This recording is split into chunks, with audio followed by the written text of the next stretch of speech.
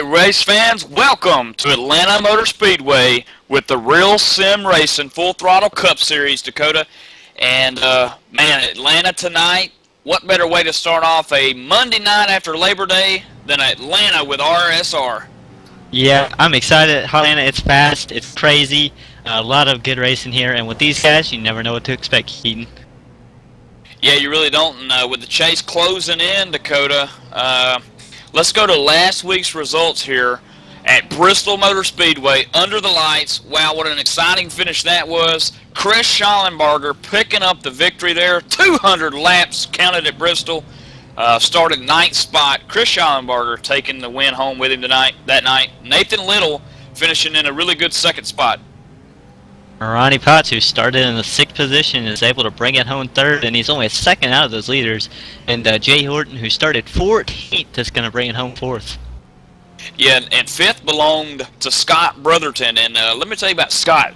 He came all the way back from 26th spot, Dakota, to get into that top 5 spot. So hats off to him. And David Lanza, who's sitting real close to edging out of the top 12 in points. He started 11th and finished 6th at Bristol. And Steve Renner, who started 19th, finished 14 seconds out, but he will finish in the 7th position, and in 8th position, 15 seconds out of the lead, starting 12th, Glenn Campbell. Chad Cole finishing 9th, 1 lap down, starting all the way back from 25th. Really didn't have the car that he wanted at Bristol, but I think he's got one he wants tonight at Atlanta. And Bruce Perry racking in a top 10 for him, starting 16th spot at Bristol. And here we are, Atlanta. Now let's go over the points, Dakota. Yeah, and Lennon Huffman, who actually got crushed out, finished 22nd, 92 laps down, but still holds the points lead over Chad Cole. He's and this is interesting. Going into the chase, they reset the points by the amount of wins, and as you're about to see, he has 895 points. He's a 33-point lead over Chad Cole, but that won't matter because he only has 4 wins, and Chad Cole, who is sitting second with 862 points, only 33 points back, has 4 wins. Also, Guy Snyder sitting right there in third, same boat with them. 4 wins, 54 points back. So the top 3 here, Dakota, could start the chase off tied for the lead. 4th, John Abbott. And Chad Schilling, who's sitting in the 5th position, 173 points out with 0 wins, and Doug Roth also with 0 wins, 178 points out. That's 5 points between 5th and 6th right now. Joseph Hayes trying to rebound from a couple of races to go, getting involved with a big accident. He sits 7th in points. He's also looking for that first win of the season. Also looking for their first win of the season, Adam Roberts' team. He sits 8th in the points. And as of right now, if the chase were to start right now, the guy who would be sitting 4th is actually sitting 8th right now with 3 wins. R.J. Williams, he's got 653 points back, 653 points, but he's only 242 back from the lead. And Eric Arnold sitting in the 10th position with only 1 win and 258 points out of the lead. Yeah, Eric Arnold's famous win, finishing under caution, if you remember Dakota correctly. Eric Arnold, though, the Navy Nuke getting it done that one night, man, great win for that kid there. Really deserved it in the Navy. Always proud of our servicemen. And also, just to go ahead and let you know about the 11th and 12th guys, that's Jay Horton sitting 11th. He also has 1 win. And David Lanza, who I mentioned earlier, is sitting in 12th right now, also has 1 win. So those guys on the bubble, Dakota. Yeah, and what I've been informed was I wasn't sure whether they were doing this or not, but I talked to one of the admins, and they've kind of informed me, yes, they're trying to do this. So just like the NASCAR points, if you're in the top 20 and you have the most wins, you're going to get those 2 wildcard spots. So right now it shows John Gregorio with 2 wins, but one of those was a non-points race. So as it stands right now, it's looking like your 11th and 12th are going to stay right where they are, just by how many points back Joey Gattina is in 13th position. Like I mentioned, race 25 here at Atlanta. Race 26, we go to Richmond next week. 160 laps at Richmond. But let's talk Atlanta. And I'm going to bring up Josh into the booth with us. Josh, congratulations on being a part of us tonight. Welcome to the booth. And, man, Atlanta Motor Speedway, 130 laps here. Let's talk some fuel strategy. What's these crew chiefs and what are these guys looking at for fuel? Well, most of the people I talked to said they're looking at about 50 to 57 laps on fuel at the moment. Yeah, which brings up an interesting thing there. If they can stretch it to 60, let's just say they can stretch it to 60, then, if they go 60 laps green, they pit, they're still going to have to pit again because that would just be 120, and there's 130 laps. So I like how RSR throws this little loophole in here to the mix where if these races do stay green, they have to pit a couple of times, which makes it fun. Now, tire strategy. What's the deal with that? Is everybody going to be coming in looking for 4 tires, 2 tires? What's the scenarios looking for the tire situation, Josh? Well, most of them are starting out loose and they're going to tighten up during the run. That's what they've been telling me, and they're always going to take 4 tires. They said the only reason they might take 2 is a shootout. But very few drivers have said that they're going to take 2. It's mostly going to be 4 tire stops. Well, there you go, Dakota. 4 tire stops, about 57 laps on fuel. If they can stretch it 60, still not going to be enough, Dakota, to get this 130 lap in the books with just 1 pit stop. Yeah, and some of the interesting things you can just people coming down 60, taking fuel only, coming back down maybe 11 laps later, getting a tank of fuel, and then getting the tires in. That could be something we see. Strategy will be very important tonight, I do believe. And number 1 on the pole right now before we go to the anthem, R.J. Williams in the number 21 machine, 28.719, and when we return, RSR. Oh, say, can you see by the dawn's early light what so proudly we hailed at the twilight's last gleaming, whose broad stripes and bright stars through the perilous fight o'er the ramparts we watched were so gallantly streaming, and the rocket's red glare, the bombs bursting in air, gave proof through the night that our flag was still there. Oh, say, does that star-spangled banner yet wave o'er the land of the free and the home of the brave?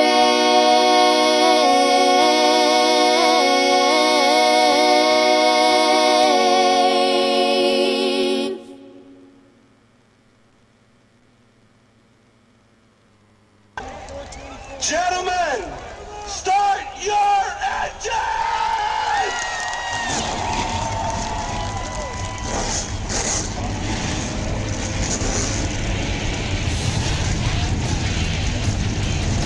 Alright, race fans, welcome back. Atlanta Motor Speedway, starting grid, as I mentioned, on the pole in the number 21 machine, R.J. Williams. Outside of him, Dakota, nonetheless, Lennon Huffman. Yes, and starting in the third edition, Dwayne Vincent, we've seen quite a bit of him recently. He is looking strong tonight, and I wonder if he might actually be able to pull off the win tonight. Starting outside him, I haven't actually seen much of this guy before, Joe Beasley. Starting in 5th position in the number 51 Chevrolet, John Gregorio. Outside him in that number 17 DeWalt Chevrolet, Chad Cole. Starting in the 7th position, John Abbott, and on the outside of him, Jay Horton at number 83 machine. Starting in 9th position tonight, Kel Dresbach. Outside him, Ronnie Potts. Starting on the inside, in 11th position, Steve Gottschalk, and starting on the outside of him, the 84 of Jimmy North. The number 27 machine rolling off 13th tonight, Guy Snyder. Outside guy tonight, John Hanna Jr. in that number 4. A guy that's always fast, starting in 15th position, and number 33, David Lanza on the outside of him, the 06 of Bruce Berry. And Eric Arnold, who we mentioned earlier, getting the first win late in the season. Can he do it tonight at Atlanta? In the number 47, Eric Arnold starting 17th again. Steve Ritter, 16th car, starting 18th. Now I talked to RC Region a little bit earlier, and he's kind of excited about tonight. Somebody we might actually hear from later in the race. He's starting in the 19th position in the number 19, and on the outside of him, Doug Roth on the number 43. Doug Roth, as we got to mention every week, Dakota, running that old Richard Petty paint scheme. Got to love it. But in the number 21 spot, Chad Schilling, starting 22nd in the double 8 car, Adam Roberts. That's the 88 machine. And a guy that finished in the top 10 last week, Glenn Campbell. Kind of surprised. I haven't seen much of this guy either, and he's starting to prove competitive. And Keith Brooks Jr. starting on the outside of him. Michael Gray, the famous loop-de-loopy at the road course at Watkins Glen. He spun it around in that dog leg about 6 or 7 times. Exciting guy to watch, though, starting 25th. Rolling off 27th tonight, Dakota, J. Randall Watkins. Oh boy, didn't he spin a few times. Nathan Little starting 27th in the 97 machine, and in 28th position, Jonathan Cadell. Rolling off 29th, Wyatt Wolf Jr., outside him, Nathan Bowers. Starting at 31st, the 69 of Joseph Hayes, on the outside of him, Greg Netherwood. And the last 3 spots here, Dakota, 56 machine, Patrick Hahe, outside him, the 61 machine, Wyatt Wolf, and rolling off in the 35 position, Stephen Herring. As the pace car at Atlanta Motor Speedway dips down low, green flag, Dakota. Yes, and here it goes as R.J. Williams starting to get a really good jump. He gets clear the field, and looks like he's going to be able to pull away real easily here, and that's a good start for him here. And Atlanta's Motor Speedway, real fast racetrack, 130 laps here. You kind of got to get these positions that you can early on. They're so important, Dakota. Something I'll be watching out for is, as we saw in the Nationwide car here, there was a big arrow thing, and that's something that could play a role in this race big time, Keaton. Getting ready to complete lap 1 here at the famous half-mile or mile-and-a-half Speedway. As your race leader, R.J. Williams gets out to a little bit of a comfortable lead. Coming out of 2, he's got Landon Huffman, though, behind him, looking on the inside. That's not the only one coming. Ted Cole started 6th up to 4th, just 1 lap. Man, this guy is coming in a hurry as well. Yeah, Chad Cole's got that Ford DeWalt machine hooked up, and hooked up quick, as Landon Huffman goes underneath the 21 machine in 1 here, Dakota, and we're going to see a battle for the lead. Looking way back here, 47 of Eric Arnold and Jimmy North in the 84. A bunch of side-by-side racing back here is, just about 15th position. A lot of cars side-by-side racing really hard back in the back here. As I see RC Rigdon also sneak in the picture. That's the battle for 13th and 12th position, and Guy Snyder falling back just a little bit. Got it to the apron there. He's running in the 10th position, and now he's going to have his hand with Steve Ritter. And up front is where you can tell if the arrow is going to play a big role or not, as Landon Huffman pulls away, but these cars were lined up nose to tail pretty good, and you're going to see here is if that's going to play an effect or how much of an effect it's going to play. Yeah, these guys, these cars here at Atlanta, they'll train each other, and you're talking about one wrong move and the day could be over for you, and you know, you don't want to be that guy who calls that accordion effect. Yeah, without a doubt. Green so far 5 laps into Atlanta Motor Speedway, so this is looking to be a pretty good race so far, Keith. Looking back here in the 20th spot, Glenn Campbell making the move on Doug Roth into the number 19 position. Glenn Campbell, as you mentioned, finishing top 10 at Bristol. He's looking his way up into the top 10 here at Atlanta. He's got a really fast car. That Penske Chevrolet yellow and blue car sure does look sharp here at Atlanta. Without a doubt it does, and doesn't it always, Keaton? Looking just a little bit further back, actually in the 21 position, John Hanna Jr., he's trying to make his way underneath that 43 STP car, and in turn 3, he's got the pass. And just ahead of him, Dakota, just a whole gaggle of cars here, starting off in that number 13 spot with Steve Gottschalk. And there's a whole gaggle of cars behind him. Change for position, 5th position. Joe Beasley just went around John Gregorian in a 51 pretty easily there through one of the corners. Joe Beasley marked him up a spot, and he's still coming to the front.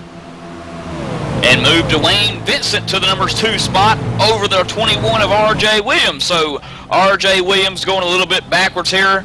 He started on the pole tonight, but he's sitting 3rd right now as Landon Huffman, your race leader, Simseed Chevrolet, is getting it done right now. And I want to throw it down to Josh in the pits here. Josh, lap 8 of 130. As you mentioned, pit stops. We're going to be seeing scheduled green flag pit stops between 55 to 57 laps, and if they can stretch it to 60. Let's talk draft here at Atlanta. How important is the draft here at Atlanta? Draft is pretty important. It'll help you save some fuel on the long runs, and it might, but it can also make you burn your right front tire up, which is the problem and the worry that all the crew chiefs are having at the moment. Yeah, it really can, and you know, tires here at Atlanta are so important as we see the walk machine of Chad Cole taking over that number 3rd spot away from R.J. Williams. Dakota, any kind of word on R.J. Williams? That car has went from 1st to 4th, although that's not too bad. Just like we were mentioning, though, the draft really can move you up some spots. Well, I kind of noticed he moves up a little bit in the corner sometimes. And that's where he loses his time. But it could be one of those things where they practice all day in the clean air, trying to get their car perfect, and they get in the draft like he didn't expect to. And I mean, it's just throwing his car off. It's one of those things. The aero is a big part here. Yeah, you got to have these cars aerodynamically set up just perfect. As we have I thought Dwayne Vincent was going to make a move on your number 1 spot, Landon Huffman, but he didn't. He falls back in line. He thinks better of it.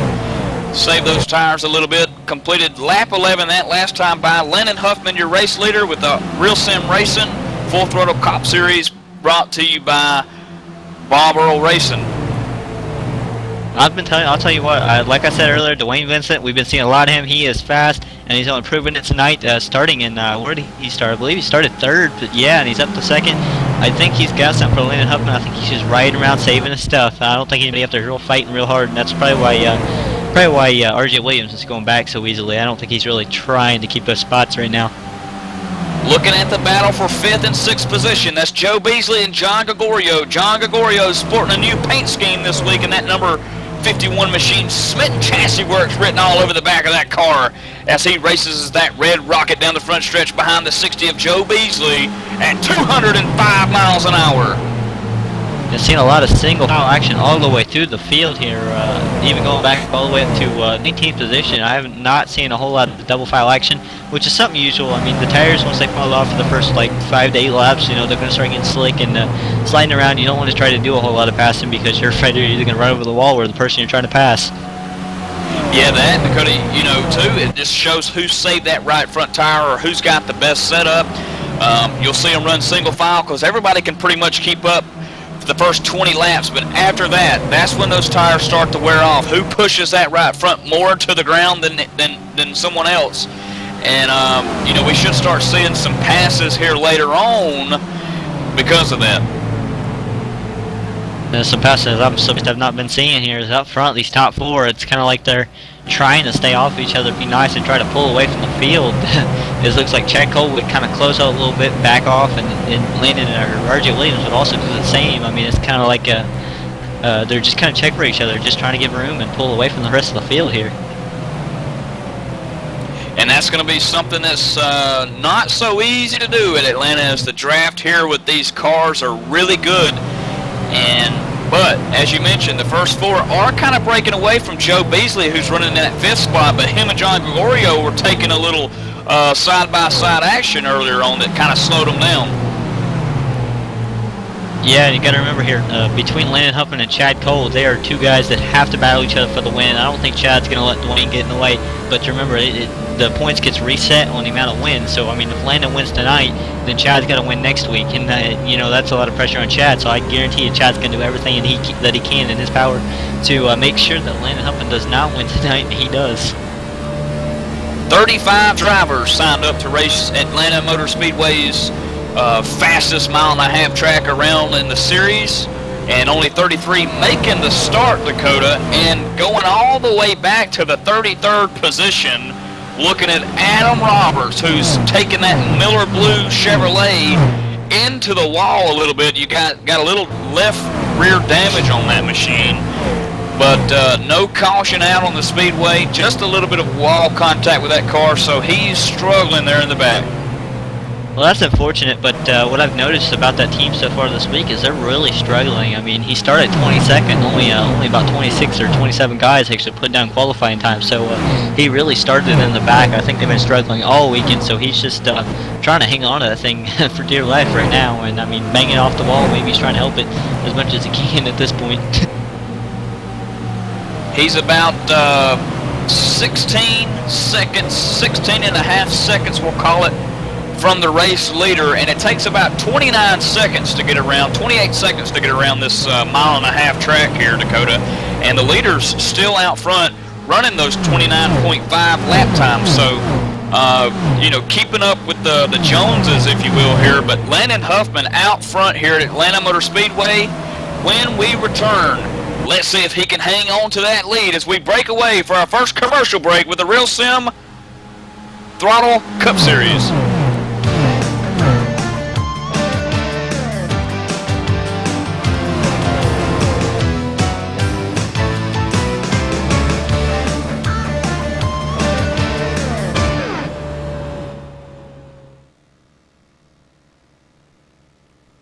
Hey, JD here with ETV Live, and let me tell you something. If it's too big for the pickup truck and you need to move it, there's only one trucking company you need to call, and don't bother with the Yellow Pages Cowboy. I'll give you that number in a minute. Manufactured goods, automotive, technical equipment, furniture, even if you need a reefer, Gary Mercer Trucking Incorporated is the only choice, Cowboy. With locations in Mississauga, Ontario, Canada, Rancho Cucamonga, California, if you need to move it, store it, and keep it cold, you need to call Gary Mercer Trucking Incorporated. Long haul, short haul, or just across town, Gary Mercer has the best trained and qualified drivers to get your load from point A to point B with professionalism and on time. So remember, Hoss, if it don't fit in a pickup truck, you're going to need a real truck, Cowboy. Sponsors of ETV Live's Friday Night Showdown, Gary Mercer Trucking Incorporated, 1-800-668-2980.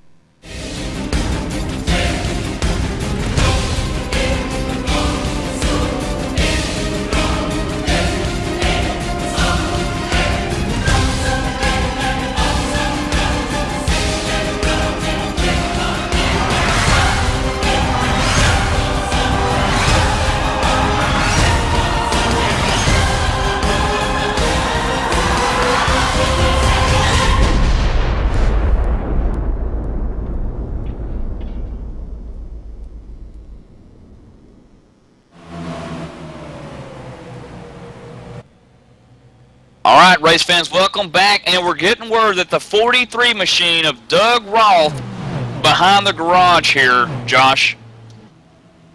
Yeah, Doug Roth's crew chief told me that he blew his engine. They were running a little bit too much tape, and in the draft he just couldn't get any air, and it just went up, and that's the end of the day for them. Yeah, Dakota, too bad. Doug Roth all the way back to 33rd position now. Happened under the brake, under commercial. No caution, though, just kind of blew the motor, took it down pit road, put it behind the garage, and, man, early start home for him tonight, huh? Yeah, that's unfortunate, but that's something you got to do. You got to do everything you can to be fast, and I guarantee you that we're dependent more on being up front or going through the traffic a lot quicker than what they did. Yeah, and just to give you an idea about Doug Roth here, Doug Roth is sitting 6th in the points here, guys. He's 178 behind Landon Huffman, and Joseph Hayes, Adam Roberts, R.J. Williams knocking all over the back door of that 43 machine. So I'm telling you, Doug Roth's in trouble.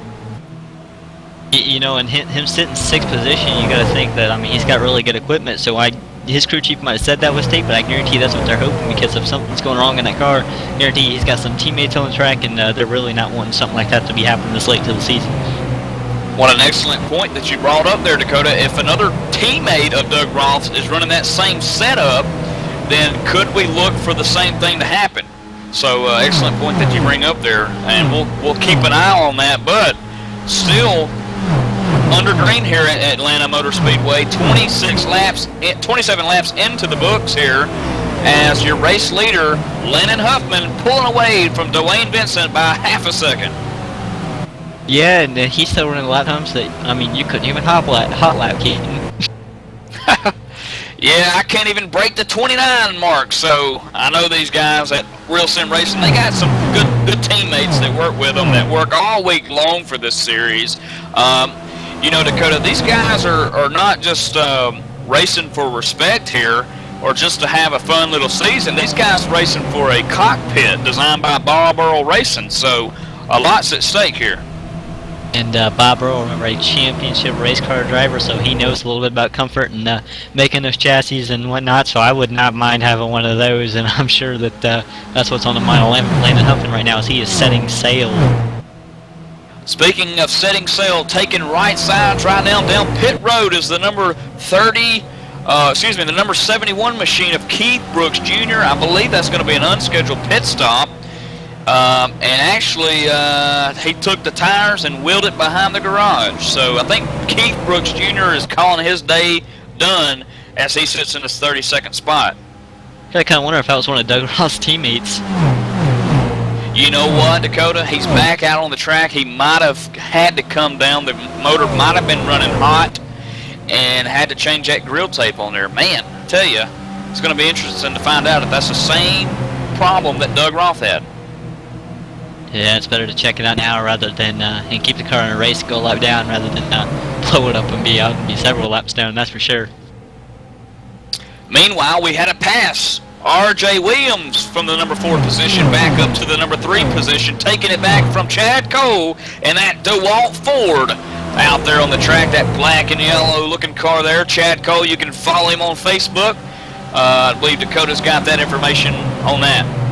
The Chad Cole Fan Club for Life, like us on Facebook, and we'll start updating possibly throughout the race. I have a little bit to do with that, so a lot of fun there. We kind of screw around and have a little bit of fun with that. But Chad Cole sitting second in the points right now, and really trying to give Landon Huffman a run for his money. But R.J. Williams, as you said, moving up a position there, and I think he was just saving his stuff because he's moving in on second position really fast there. I think he's maybe saved his tires and just kind of barely hung with those guys, so now that he can just run by him maybe. Yeah, Chad Cole sitting in a real comfortable spot in the points here. He's secured into the chase. He's just looking for that 5th win right now. Again, shared with 3 other drivers. 4 wins in this series belonging to Landon Huffman, who's out front. Chad Cole, who's running 3rd, or 4th, excuse me, and Guy Snyder. And let's get an update on Guy Snyder, Dakota. Well, Guy Snyder, looking back here, let me see if I can't find him on the track really fast. Guy Snyder sitting in the 10th position, just kind of riding. I mean, it doesn't look like he's sitting behind the 10 car right now, and the 10 car of John Abbott, it just looks like he's riding right there and not really gaining any positions. Looking at the lap times right now, he's running just about the same lap times as the leaders and all of them. So I think right now what's happened pretty much is everybody's kind of settled down to equal lap times, and the tires have kind of evened out. So everybody's kind of even right now. That's probably why we're not seeing a whole lot of passing, besides R.J. Williams saving us stuff and moving up position at a time, looks like. Now, Guy Snyder started tonight's race from the number 13 spot, so move him up 3 spots to the 10th position inside that top 10 where Guy Snyder's always used to be in. And just in front of him, John Abbott in that number 10 machine. He's looking for a good finish. Man, I tell you what, Bristol, tough break for him last week. I tell you, just like me and JD had talked about, John Abbott trying to buy some luck. And he's looking real sharp here at Atlanta as he's working the Bone Collector Chevrolet of Ronnie Potts, who's sitting in 8th. As that happens, we have change for second place. R.J. Williams going around Wayne Vincent in a hurry, just in turn number 3. Dwayne Vincent going to run right back up on his bumper, run low in the tri-oval, maybe not, as Dwayne Vincent just falling in line, going to see if he does anything going in turn number 1. As he does not, he backs also R.J. Williams up a spot and moving to the front. Yeah, I think you called it right. R.J. Williams saving a little bit of that right front tire. And, man, I tell you, you got to make sure that that thing is well taken care of. That right front tire is just about as precious as a youngster. Man, I tell you, you got to really take care of that right front tire. There's nowhere else to put it. No way else to put it. Yeah, Landon Huffman, I mean, that time 200s faster than RJ Williams. So, I mean, he even took the lead and has just run away with it. He's pulled away from those guys, and he's still setting faster lap times. It's not like he's ran off the tires or nothing. So, I mean, this guy is the guy to beat tonight. He's got the best stuff out there is what it's looking like. All right, all you Keith Brooks Jr. race fans out there, he's just 2 laps down. Lucky dog full in effect in this series. So all he needs is a couple of cautions. But, hey, I don't want to say that yellow word too loud as we're green flag here, no cautions with RSR. And in Atlanta, that's really surprising because this is a really fast track. One wrong move can send you around. And so far, everybody keeping it clean and telling you what, coming up next is going to be some green, hopefully some green flag pit stops here as we see Eric Arnold pitting and coming out real slow on the racetrack. Dakota, Eric Arnold pitting. Yep, and I mean, coming down a little bit early, maybe, but I mean, that could help you. I mean, maybe he, as we said, you can only go about, what, 55 to 60 laps, and so, I mean, coming out a little bit earlier, you know you've got to come in again, so right now he's just stretching it to a point, like, right now he'd have to pit just about lap 96, so, I mean, he's going to come in, have those fresh tires about 30 laps earlier than everybody, and be able to make up just a little bit of time. By the time that they've actually caught up to him, and made up the time that he's made up on them, he's going to be back down pit road and get those fresh tires again, so I think right now he's in a smart situation with this pit strategy. Also, Ronnie Potts pitted just a couple of laps ago. We just mentioned him. He was running in the top 10. And as far as I know, nothing went south with that car other than he just pitted kind of early in an at least expectant time period here. So, Josh, a lot of guys pitting here early. Are we getting word that these guys can't conserve quite the 50, or some guys just trying to shortcut it? Some of them are trying to shortcut it, but most of them are worried about a right front issue because they're pushing so hard up front. Yeah, and with iRacing, I tell you, that right front can blow, Dakota. And if it does, you're going straight into the wall and pretty much your day's done. So a lot of people not wanting to take the risk here. Well, I don't know about taking the risk, but I'm pretty comfortable with what those guys are doing. I think that's a winning strategy as to where, I mean, if you stay out, you're good. But, I mean, right now they're going to make up just a little bit of time. I feel that, I mean, they might actually just make up the time on pit road and with those fresh tires that everybody else won't be able to make up. I mean, this is just a really smart strategy all the way around, I do believe. We've seen stranger things. Remember, a couple of races ago, weeks ago, we saw Eric Arnold stay out, no tires, at Michigan, and take the victory. So, there's all kinds of strategies here with this game. Yeah, I'm telling you, Eric Arnold has this strategy game worked out. He knows what he's doing with it. As you saw him win Michigan through it, he knows what he's doing, and watch him, he's going to run out and get it again. I'm just thinking he's got the car to beat, one of the cars to beat, strategy-wise. He's got this thing planned out. I think he's going to be there at the end. Take us to the 23rd position, looking at Joseph Hayes in that 69 machine. I tell you, you know, I like old Joseph Hayes, that driver there in that Chevrolet LL Lab Productions car, or J-Lab Productions machine.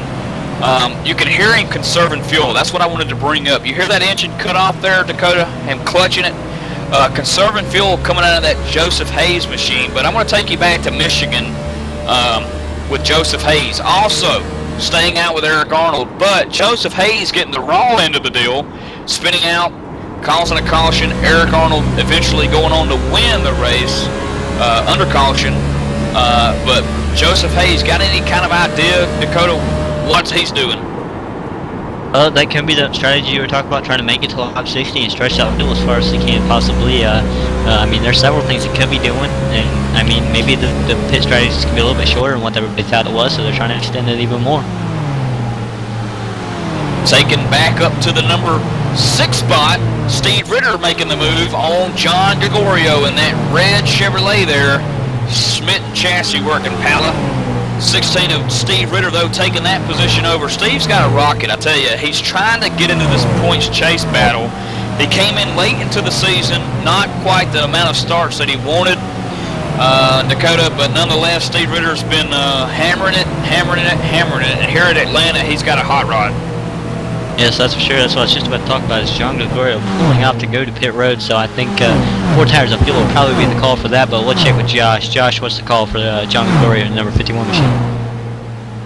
Yeah, he's going to take 4 tires and some gas, and it's going to be back out. No adjustments. He's running pretty good. The same with the 19. He's just not leaving his stall too. 4 tires and gas from pit road. Yeah, that 19 that you see there, Dakota, running in the 25th position, I believe it is. That's that neon green Chevrolet of R.C. Rigdon that you mentioned. R.C. Rigdon's usually fast, although starting tonight in the 19th position, as you mentioned. Not quite the qualifying lap he was looking for. Yeah, I mean, he was pretty excited about this race tonight. I talked to him earlier, and he thought he had something for those guys, and I guess things changed, or the other cars changed, because those other cars got quite a bit more speed than what he does, and I'm wondering if they don't have something broken on the car or something not right in the car, because, I mean, he expected to be much quicker than what he is tonight.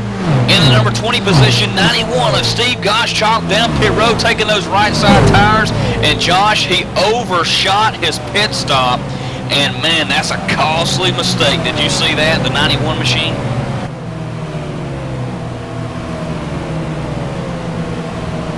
That sounded like it was too fast in pit road, and it also caused him to miss it, so he's going to be serving that penalty for a little bit. Oh man, tough break there for 91 there, Dakota. I tell you, these guys, some of these guys, they come into the race, and you want all but everything to go right for them, and just a costly mistake there for that crew, and that machine there for Gottschalk. Yeah, that's something you can't depend on. Getting on pit road is one of the trickiest things, especially at a track like this. And with the brake bias and the brakes the way they are, I mean, you get to the brakes a little bit and you're going to feel it get loose. And I mean, you got to keep this. You got to keep the wheel, you know, in the car straight instead of spinning out. That's for sure. Josh, 33 machine, David Lanza. I see the right sides going up in that car. Yeah, he's going to take 4 tires and a splash of gas, a little adjustment on the wedge on the right side, and he's going to be back out. He's just a little loose in, a little loose out. Yeah, David Lanza starting from the 15th spot tonight, running in that 20th spot. Looks like he's being held for some extra time there.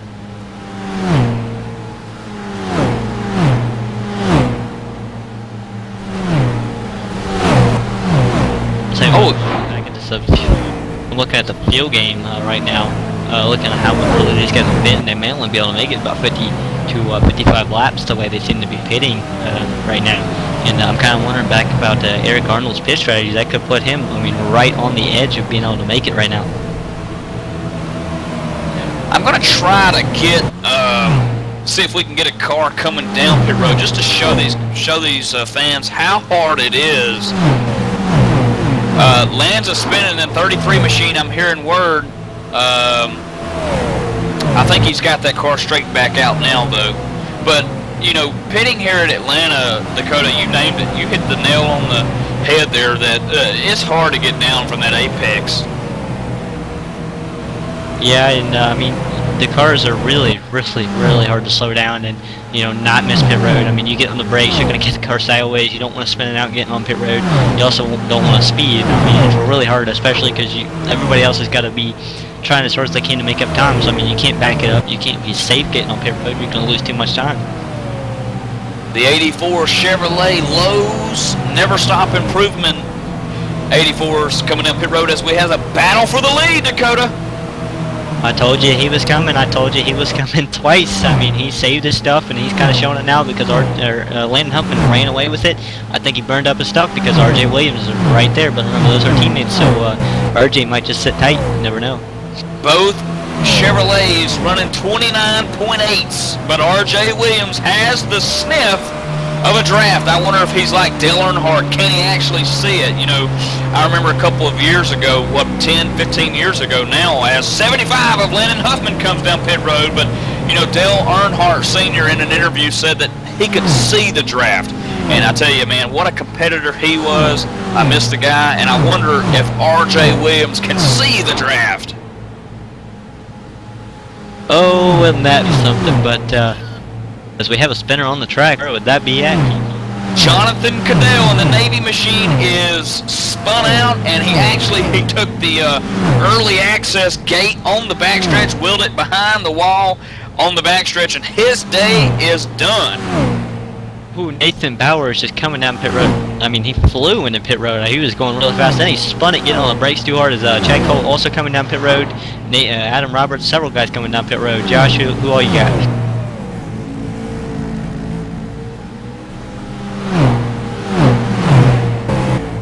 I'm looking at the leader, R.J. Williams, right now, getting into his pit stall. Last box on the go here. 21, right side's up. He's running in third position. Right side's up on that machine. Crew goes around to the left side. Jack down, up, and away is the 21 machine of R.J. Williams. Good stop for him. No speeding penalty. Dwayne Vincent right there with him. Actually looked like he made up time on pit road because he's right there with RJ now. So maybe Dwayne Vincent making up time on pit road might be able to make that up, help him make that up on the track, because RJ Williams was a little bit slower on the start. You got to remember, as close as they are now, if Dwayne Vincent can get around and run away maybe a little bit. Ooh, as Dwayne Vincent gets loose and gets the wall really hard there, Michael Eaton. Yeah, I saw that as part of the Real Sim Racing rule here. You can't enter to the backstretch. I tell you, the 3 of J. Randall Watkins probably counting his blessings that he missed that incident with Dwayne Vincent. Without a doubt, Dwayne being showed in the 11th position right now, losing the spot to even Chad Cole, and I mean that damage could have hurt him. Aerodynamics is one thing that's very important to this track. Right now on the track, your race leader, the number 10 machine, John Abbott.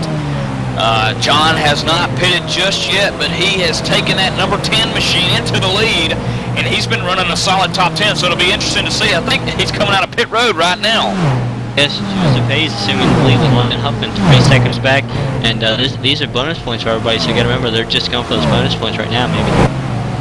Yeah, Landon Huffman actually on the move to pass that number 10 machine of John Abbott for the lead here. So Landon Huffman running in that number 2 spot as cautions out at Atlanta, Dakota. Yes, sir. Looking for the wreck as we have here's the 4 car of who would the 4 car be? It would be of John Hanna Jr. Yeah, John Hanna Jr. in that Newegg sponsored machine, taking it for a little wild ride. No contact by any other driver. Yeah, looking at him coming off of pit road. He's on the apron coming out of turn number 2, and just looks like he maybe gets a little loose on the apron, possibly. Just kind of clips he just gets loose on the apron, trying to accelerate, gets the wall, turns the car around on the backstretch, and all you see is his car kind of sitting on the track, trying to wait on everybody to go so we can get the car turned around. But bad luck for that 4 car.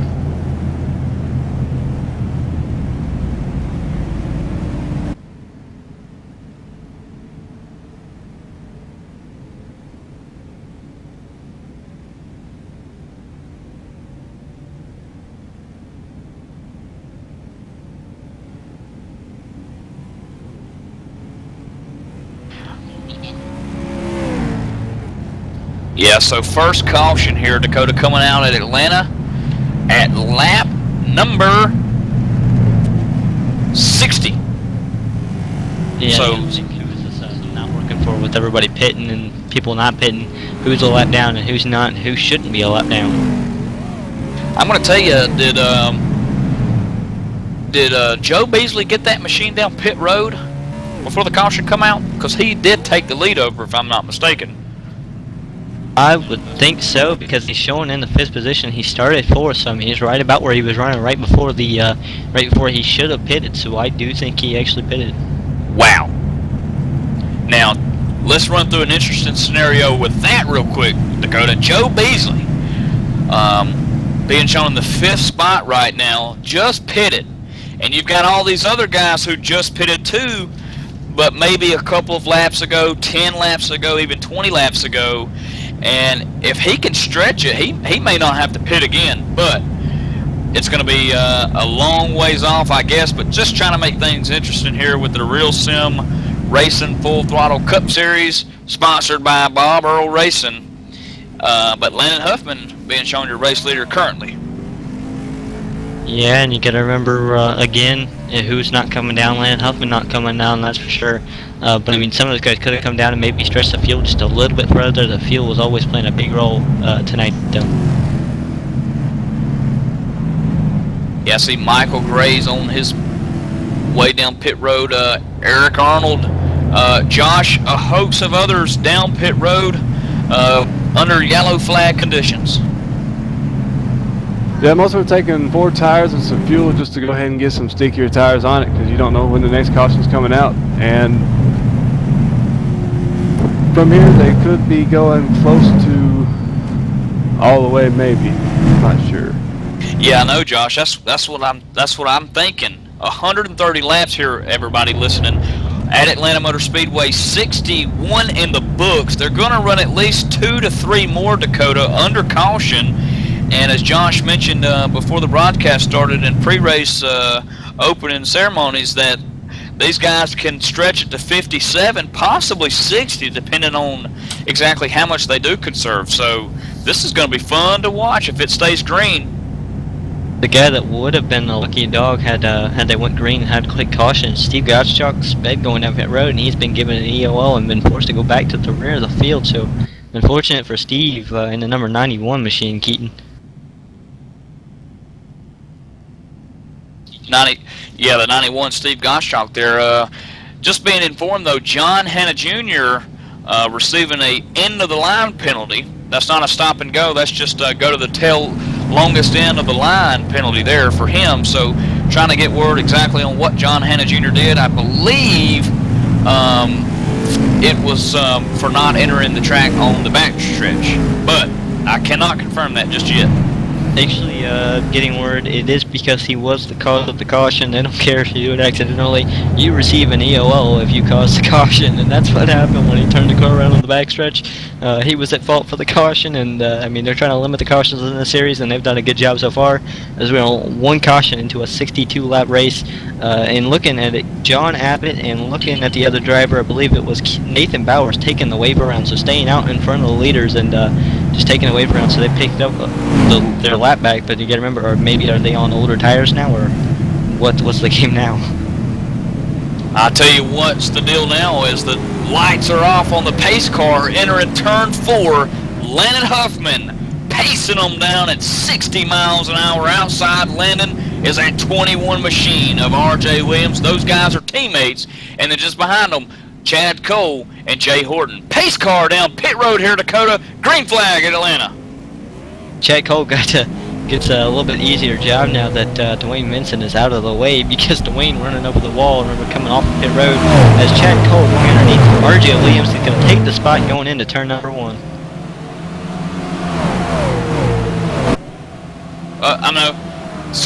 The 51 machine on the 5th spot, going underneath the 61 of Wyatt Wolf, the 60 of Joe Beasley, now making his way underneath. 51 a little loose in 3 though. I'm watching, there's like 2 or 3 wide back there with John Gregorio way back in the back, and looking back there, Jay Horton on the outside of John Gregorio right now. John making the pass going into turn number 1 as Joe Beasley also just snuck through that hole. And here comes Steve Ritter in that number 16 machine, making his way around Wyatt Wolf in that 61 car. Now Steve Ritter looking at the inside of Jay Horton, turns down the deal, can't get it done just yet. Steve Ritter making his way into the top 10 here, Dakota. Yeah, Kel Dredgeback going right around Wyatt Wolf for, I believe that might be, as we're going to watch as he crosses the line, as he in 9th position, so he just worked his way into the top 10, as he was the 11th last time around before that, so I mean, he picked up 2 spots on that lap. Pick up a spot, Steve Ritter moving into the number 7 spot, taking the move on Jay Horton. And as you mentioned, Cal Dresbach, he's on the move. He goes underneath the 83 of Jay Horton. Kind of wondering if he's one of those guys that came down and got 4 tires and everybody else is on older tires, because he is coming to the front, Cal Dresbach. Michael Gray in that pink and blue and black car, making his way out of pit road there. No concern for the leaders. He's got to keep that Chevrolet down on the bottom into the backstretch. But your race leader, Landon Huffman, in 2nd, Chad Cole, R.J. Williams, 4th, Joe Beasley, Chad Schilling running 5th. Take us through the rest of 10, Dakota. Spinning in the 6th position, we have John Gregorio sitting at 7th, Steve Ritter. 8th, we have that 35 that is flying to the field of Cale Dredgeback. In 9th, we have Jay Horton. In 10th position, a guy who's actually just lost a position. He lost like 6 positions on that lap. Was Wyatt Wolf, and is now Glenn Campbell.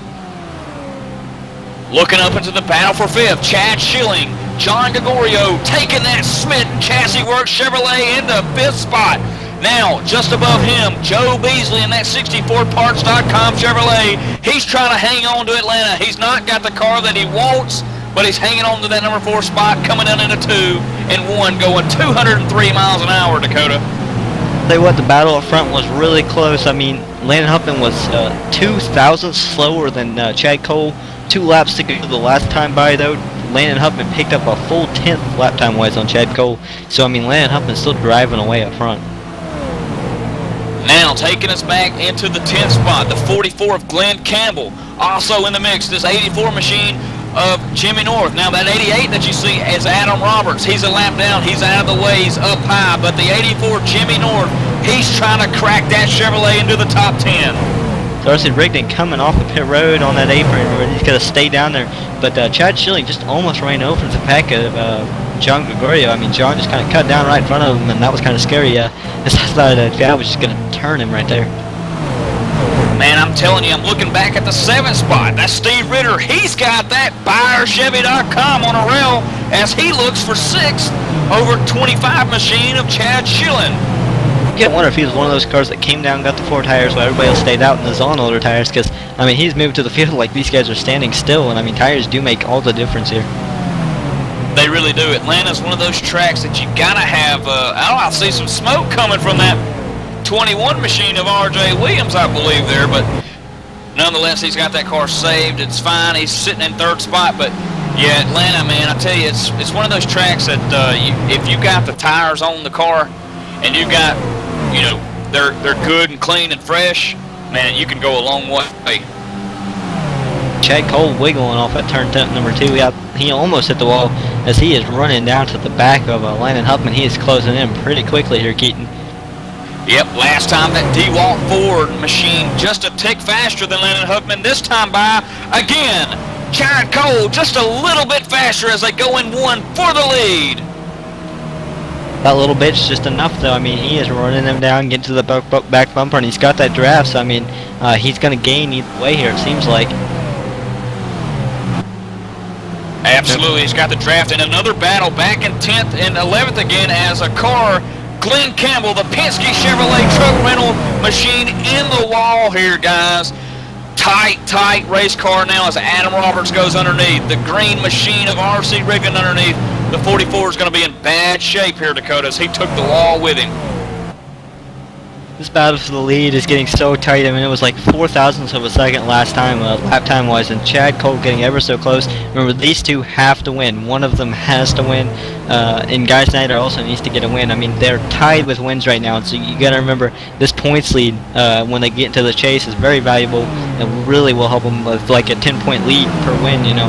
So right now, this battle for the lead is something to focus on really big for me, as Chad Cole was right there on the bumper of Landon Huffman.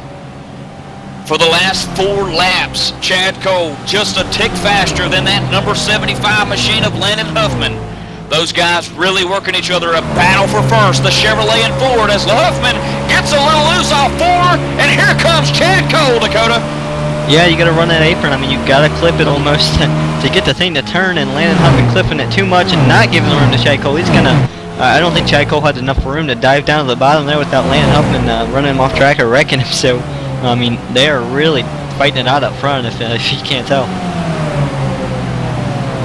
As we see again, the battle out front for Landon Huffman, Chad Cole for that number 1 spot, coming to the line. 77 laps complete out of 130, just a little bit over halfway here. Again, Chad Cole, not as quick this time by, but 5 laps in a row, Chad Cole had that number 75's number. Ronnie Potts right in the distance. I mean, they're closing on him pretty quick, so that could become a factor as to see who can work traffic the best here momentarily. Yeah, sometimes it's all about where you catch them. Also, they're going to come up on that number 69 machine of Joseph Hayes before they get on to Ronnie. But Landon Huffman, that time by a tick faster than Chad Cole. So Chad Cole working those tires just a little bit, probably more than he wants, but still in the draft coming off too. Chad Cole trying to recover and gain ground. What, Landon Huffman probably stepping up his game after running over the apron. He's thinking, oh, I can't screw this up, so I'm going to step up my game. And I guarantee you, after almost wiping out like he did, he's probably really focused. He's really trying to hit his marks now. For the fans in the chat room with us tonight, BK Kraus, I believe it is, D. Logan, Josh and Kevin Kelly also just joining us, John Hanna, Doug Roth. He was also involved with the wreck earlier on, but welcome to the chat. Any questions? Hey, just ask, and we'll try to get an answer for you. But the lead, the battle right now on the racetrack, Landon Huffman, Chad Cole, Dakota.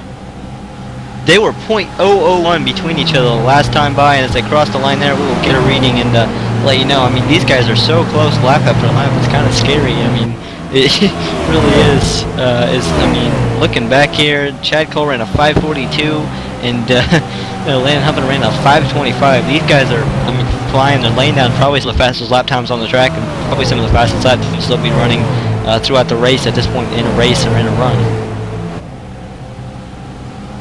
They just got around the 69 machine of Joseph Hayes, no problem. Up next, Ronnie Potts, he's running that number 25 position. Also, 17 cars on the lead lap, the last one being none other than the number 10 machine, John Abbott. Man, I tell you, John had a top 10 car, probably a top 5. He's struggling just a little bit right now.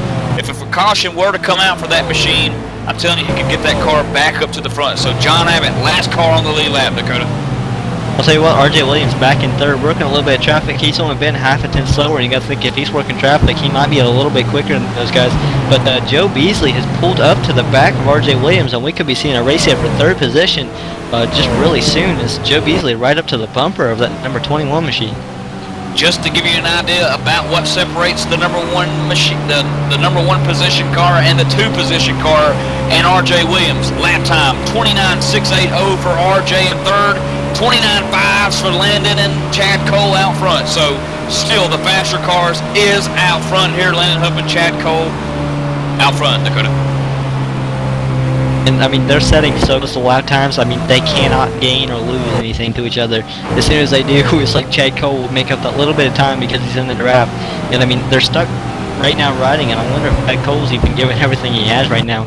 I mean, you got to think he doesn't want to let that leader get away. But I mean, he can't really be too aggressive and burn up his tires right now. Now in the 5th spot, again, Steve Ritter. He's running 29.5s at the line. He just ran just a little bit over a 29.6, but nonetheless, he's running just a little bit faster than Joe Beasley and RJ Williams, and they're in the draft. And Steve's trying to get that little hint of it. Steve Gottschalk, I wonder if he can come down pit road here recently, as he is in the 22nd position. I'm kind of wondering, he is a lap down, so I mean, he is in trouble because he got the bad luck, I believe, with that pit stop earlier and under the green flag conditions, going a lap down and getting that EOL, so he doesn't really put himself in a position to get the lucky dog here. But I mean, he's worked his way back up from that EOL at the in the last caution up to 22nd position. So I mean, he's kind of hanging in there as he's working through traffic pretty well in the back. There's 7 guys, 7 race car drivers, including Eric Arnold, a winner at Michigan just 2 races ago. He's a lap down. 7 cars trapped that 1 lap down. 69 of Joseph Hayes is the first one on the bubble. If a caution were to come out, he'd get that lap back as long as he wasn't the caution, Dakota. Dwayne Vincent, remember him running third and actually running second, running down the leader. He is 71, Dakota. Sorry to interrupt. 71 machine. Keith Brooks Jr. around and turn 1. The field's going by. So far, so good. But Keith Brooks Jr.'s around. Dwayne Vincent, who was up front, is actually running 15th. Just an update. His car not really working for him after he did run over the wall pretty hard earlier. Now, Keith Brooks Jr. not on the lead lap, running 25th position here tonight. As you pick it up here on the E-Wine machine, you can see that Impala right there, the black and orange, if you will, with the blue stripes on the back, getting down into the turn just a little bit too deep, comes back onto the racetrack. But Dakota, me and you both know that that counter steer, oversteer is so hard. It's as you see Jimmy North underneath the 84 machine, that blue low Chevrolet. 71 gets into the wall, never recovers, Dakota. Just the tires seem like they were just ate up as you see him start to lose it there. The counter steer and then the oversteer. 71 machine down low in the apron down there. And watch him come up the track here. This is what's scary. 200 miles an hour coming out of the turn here. These guys coming at him, and 71's got to be thinking, oh man, please don't hit me. They go split him right there, split him right there. They're all splitting him, Dakota. Well, right now it's up to leaders on who gets off the pit road quickly, the quickest, and that's going to be where they're at, possibly for the end of the run. So who knows? Josh, we're sending it down your way.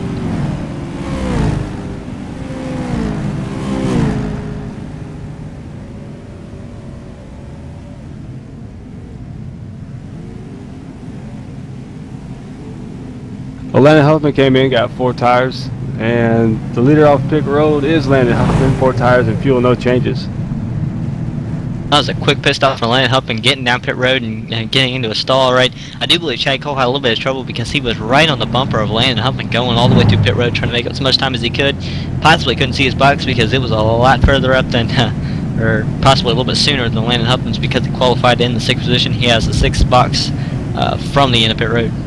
Alright, and just as I mentioned, the 69 machine, Joseph Hayes, getting that Aaron's Lucky Dog award there. He's going to be able to be waved around the pace car, get that lap back, get down pit road, get him 4 tires, some gas, maybe a 10% grill tape increase here, because Dakota, we're coming down to the closing laps here as Landon Huffman, the race leader, sitting on lap 87, completing lap 88 at the line. Well, you know what? We'll be right back for the green flag. We're going to take a real fast commercial break, and don't worry, you won't miss a thing.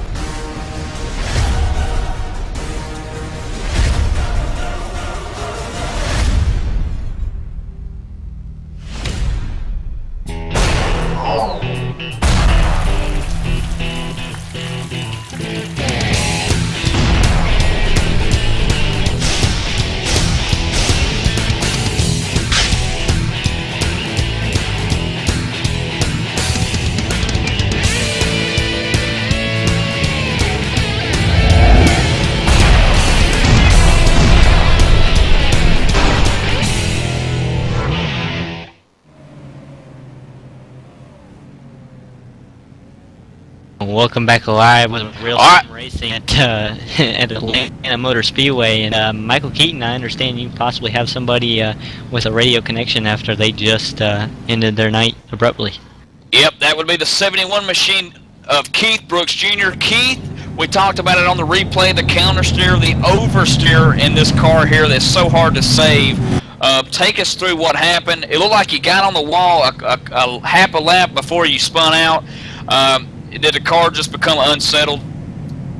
Yeah, it's not been that good all race. Early in the race, I hit the wall, knocked the toe out, and it's just been, I don't know, it's been a handful ever since. And it got real tight, so I decided to change 2 tires to make it a little looser, to make it a little bit too loose. So, yeah.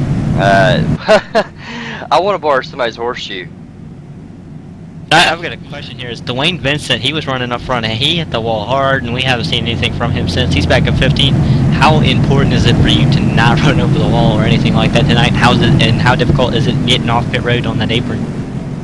It's tough getting on and off pit road tonight. I noticed both times I've come on pit road under the green flag. It's all you can do to get slowed up and not spin at the same time. And getting off pit road is just as tricky. But you don't want to hit the wall and knock the toe out, because if you do, you're going to have your hands full the rest of the night. At least I did. I got a couple of teammates that has little toe issues, and they're having about the same issue, just handling it a little bit better than I have. So I think I'm going to take some notes from their setup sheet, do some steering changes in my boxes, and go for next week.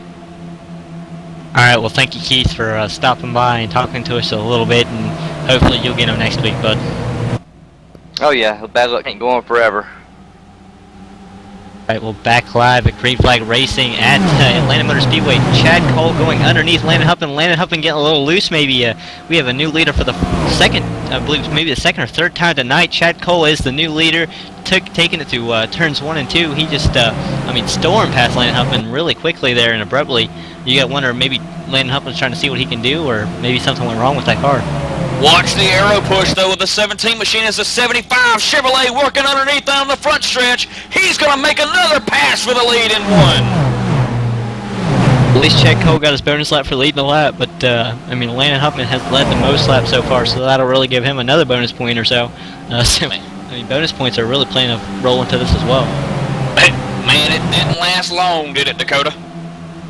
No, sir, it did not. That's not something I would like to post on the Chad Cole Fan Club for Life.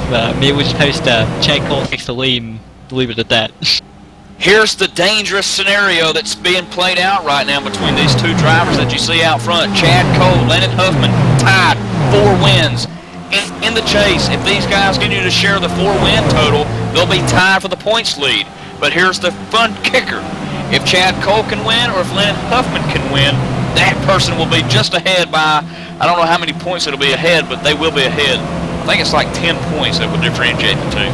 But, big battle for 5th and 9th, I'm hearing. And by the way, Keith, I do believe it is 10 points, but if you look back right now, Landon Huffman's got a 30-point lead, or like a 33-point lead over Chad Cole. So, and then if Chad Cole could pull out that win and go into the chase like that, he would have a 10-point lead after being 33 points behind. He's really showing something there. Looking at the number 10 car in 10th or 9th position, or 10th position, call it.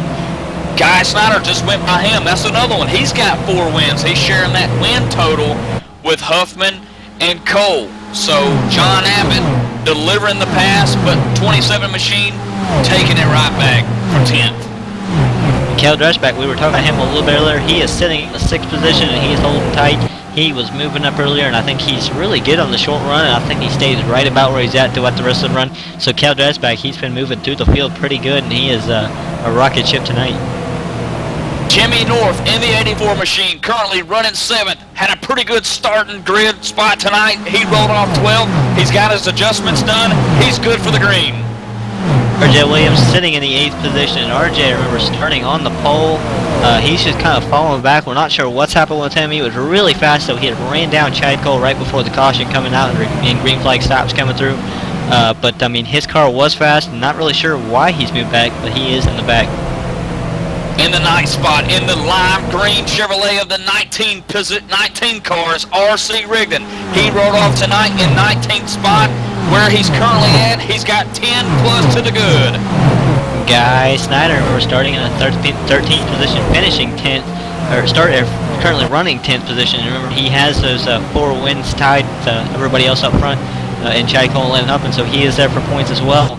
And he's just just quite a few points back from those guys, but he is locked in the 3rd position right now. Sitting in position 11 is the car number 10 that belongs to John Abbott. Can he put together some sort of good luck here at Atlanta? The past couple of weeks, John's had bad luck. But I tell you what, trying to crack that car into a 10th spot tonight here, he could swing that luck around. Wayne Vincent running over the wall coming off pit road. I believe he might got a little bit of damage on that thing fixed because he's up 3 spots from where we saw him last time. He's sitting 12th, but barely hanging in. The 51 machine currently running 13th, just passing 69 of Joseph Hayes. That Smitten Chassis Works Chevrolet of John Gregorio. He's trying to crack his way into the top 10, and he's trying to make that red car look shiny tonight in Atlanta. 69 of Joseph Hayes sitting in the 14th position, not very happy with the car. We saw him a lap down earlier, just kind of riding as he's about to lose another spot. He is very unhappy with that car right now. Running 15th, passing Joseph Hayes right now on the bottom out of 4. Can't quite put the move on him just yet, but Jay Horton running the Huffman Racing teammate colors of the blue and orange reminds me of the Auburn Tigers who fell to defeat to the Clemson Tigers this week on NCAA football. And then we have Adam Roberts sitting 16th in the 88, quite a few spots away through all the lap traffic. John Gregorio hard into the inside wall on down the backstretch, Dakota. Oh, I saw that. He hit the wall hard. No caution so far. I believe he's just going to pull that thing behind the wall. Not really sure. He's kind of sitting on the track, so you got to kind of wonder if he's trying to get the thing turned around. He is below the apron, so no caution will fly, but he will lose all those spots and have a really damaged car.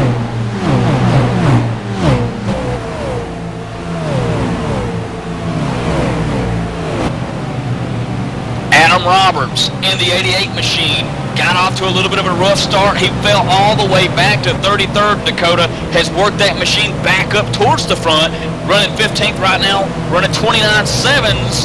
That 88 machine trying to get into the top 15 and stay there. 51 of John Gregorio, dog tracking down pit road. Joshua, what do you got for us, bud? Well, he got loose coming out of the turn, and yeah, he's off track, and he's going to see if they can get any repairs on it or not. We'll see what they can come up with. John Gregorio, Dakota, running in the 14th spot in points. And, man, I tell you, just talking about him makes me feel bad because it feels like we got the ETV jinx on him. Tell you what, the battle for yeah, the jinx is really famous. I mean, we really got to quit doing that. That's really killing everybody. But looking up for the battle for 6th position, RJ Williams getting closed on by Cale Dredgeback. Remember, Cale really fast. We've been talking about it, but I believe RJ might have just stolen the spot from him. So I mean, these two are racing really hard so far. As Cale not leaving his bumper. Want to take you to the 06 machine of Bruce Perry. Doghouse System Chevrolet black and red machine into the 16th spot, trying to make the move on the Adam Roberts machine in 15th. But I tell you, Bruce Perry, Dakota, that's a guy who's been in this league a long time. He's been racing with them, and week in, week out, he's really consistent. Yeah, he's very consistent, but consistency only gets you so far, unless you're Dale Jr., then it gets you pretty far, apparently. But consistency can only get you so far unless you can run top 10 week in and week out. And, I mean, that's something he's got to work on, but being able to finish top 20 is week in and week is going to be something that it's a start, definitely, for sure. And just shy out of the top 15, we got to take you to the number 17th spot.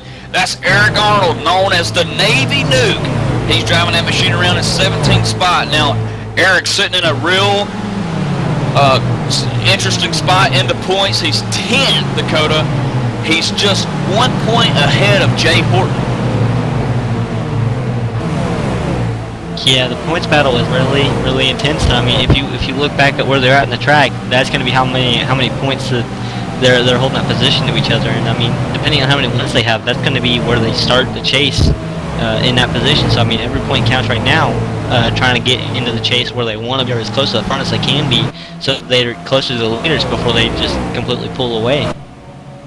And John Gregorio has pulled that plug on that machine of the 51 Smith Chassis Works car. Back out front, though, Dakota, things shaping back up for Chad Cole. He just ran a little quicker lap time than Landon Huffman did, and this time by, it appears to be the exact same way. I'm telling you, I've been watching here recently. Joe Beasley also sneaking into that picture, but Chad Cole ended up running kind of different lines, and Chad Cole's been making up quite a bit of time. But I mean, as soon as Chad gets there, he's just about even with Landon Huffman, even though they're running different lines. Just about half a lap ago, we seen the number 16 car running 4th spot, Steve Ritter, make the move on Chad Schilling, call it in the books. He's cracked the top 5. Steve Ritter has got that machine hooked up at Atlanta. If a caution were to come out, interestingly so, with 19:20 to go, Steve Ritter could be looking for a win here, but he's about a second away from that race leader, Landon Huffman, Chad Cole, and now Joe Beasley, like you said, bringing that 60 machine into the, the magic word, caution, Dakota. Yeah, we gotta look and see if we can't find it on the track. I'm seeing cars sideways and everything. A lot of smoke, but the 85 I'm hearing of, who was the 85? Nope. Actually, Dakota, it was Eric Arnold and the number 33 machine of David Lanza. The 85 was just getting woed up for that wreck. That's Nathan Bowers. He avoided the wreck, but David Lanza, heavy damage. It's like Joseph Hayes, or not Joseph Hayes, who's that 47 of Eric Arnold, clipping the apron, coming up and tagging David Lanza. Ooh.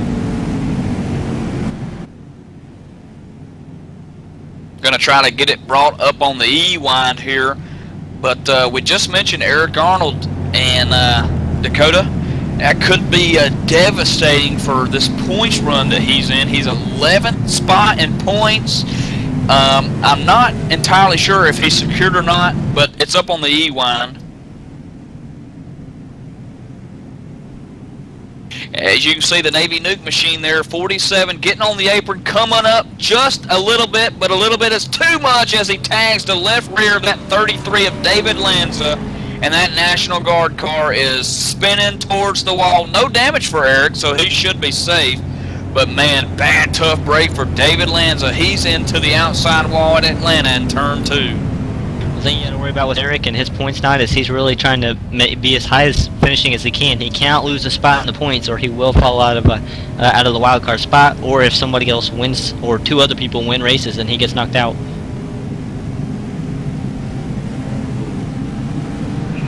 I just seen. They're going off pit road once again. Landon Huffman won the race off pit road. 4 tires and fuel. 17's right behind him. 4 tires and fuel. No changes for either car. Yeah, kind of exactly what's expected here. No changes. I'm the same way. Hey, the car's running good. I'm in first. I wouldn't want to make a change because Dakota, you know just as much as I do that you know, one wrong change on these cars can change drastically what the cars will do on the track. Yeah, I mean, and they're really sensitive. The changes seem to be more sensitive than what they used to be. And I mean, sometimes you can go decently far on a change and it won't hurt it.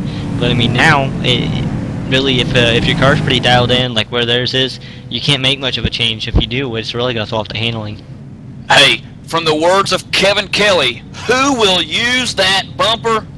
Man, it's going to be a fun restart, Dakota. Landon Huffman, Chad Cole. Is Chad Cole going to use that front forward bumper, or Landon Huffman make the block of Tony Stewart a couple of years ago, where Tony Stewart and I believe it was Matt Kenseth running that DeWalt forward back in the day, put the famous block on him, and but I think Chad Cole knows how to use that DeWalt forward. Yeah, you got to think the last time he was on the outside, though, he got hung out on the outside, and he was able to pull away, pull around the 25, I believe it was, on that restart. But I mean, the outside lane is not the place you want to be unless you can clear the guy on the inside before you get into the corner. I mean, Landon Huffman's gone without a doubt, but I mean, Chad Cole's got to be on it on this restart and make sure he can get closed up on Landon Huffman before the tires fall off too bad. What's setting up to be a fun restart and a last couple of 15 laps here at Atlanta. Everybody's going to have fresh tires. Everybody's going to have the same type speed, Dakota, and it's going to be fun to see who brought what. Well, I'll tell you what, Keaton, we actually have a guest on the radio of R.C. Rigdon. I told you we might hear from him later in the race. He's a guy that I've been kind of watching. We weren't sure he was very happy with the car. He started way in the back. In 19th position, his car was a little off. I mean, he was a lot down, hanging in the back, about 25th position. But he's currently sitting 7th. R.C., how you doing, bud? I'm doing pretty good. Just hoping we go green here towards the end. We actually have a pretty decent car underneath us. May not win tonight, but definitely a top 5 car. 10-4. How did you manage to turn your race around? We actually didn't have all that good of a qualifying lap. It wasn't the greatest, and the qualifying doesn't show our running capability. And we're actually pretty good on the long run. Of the minor adjustments that we can make on this fixed setup, I set myself up for the long run as opposed to the short run. All right, RC. Well, thanks for stopping by, thanks for talking to us under caution here. We're going to let you go and get back racing. Go get him, bud. Hey, keep that lime green Chevrolet in good condition, RC. I'm trying. All right, Dakota, R.C. Rigdon sitting in a solid 7th spot. That's top 10 material there. But I tell you, what I mentioned earlier, I'm looking at that number 16 who's sitting 4th. Steve Ritter. He's got a machine. He's got a rocket. But it's going to be real tight here, Dakota. Yeah, and this is the closest he's been to the leaders all night, and we're going to get to see now if he can do anything with them. What about Chad Chillen? We haven't said a whole lot about him, but he's been riding third for quite a while now, or third or fourth, and he's had a car that's been really quick. He's been decent on the pit stops, making up time. Landon Huppin taking off, and Chad Cole not going at all. Chad Chillen getting right around Chad Cole right there, so mark Chad Cole down the spot, and R.J. Williams also going around 16, so really his restarts are killing him, like I said. Yeah, and that puts Steve Ritter back into the 5th spot. But Chad Cole working the back door of the 25 as he goes down low on the backstretch. Now he's going to swing the momentum to the lead to where Landon Huffman is in 3. Well, I saw there was Chad Cole wiggled quite a bit, but so did Landon Huffman. I mean, those cars are really loose, it seems to be, and loose is fast. Loose is fast indeed as they come to complete lap 116. Just 15 to go here in Dakota. Green flag condition. Chad Cole loose in 1. Goes on the back or goes down on the what is that? The apron. Ooh, it's Guy Snyder. Ooh, Guy Snyder getting turned around in front of the 60 of Joe Beasley. Oh, the 27 car. That was in 4th place in points, I believe. No, 3rd place in points. Guy Snyder, heavily damaged race car on the track.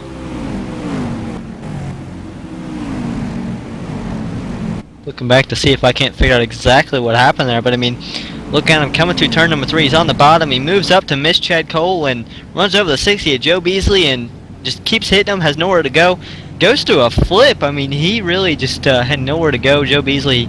And, I mean, with all the speed that they were up, the car is just really getting destroyed there as Joe Beasley actually got stuck in the wall after as hard a hit as he took. There we see the 17 of Chad Cole on the apron. I thought that he was going to save it, but that wasn't the problem. 27 was the problem. And trying to see if we can bring it up on the E-Wine machine here. You see Chad Cole right there in front of your screen, but the problem was with the 27 of Guy Snyder.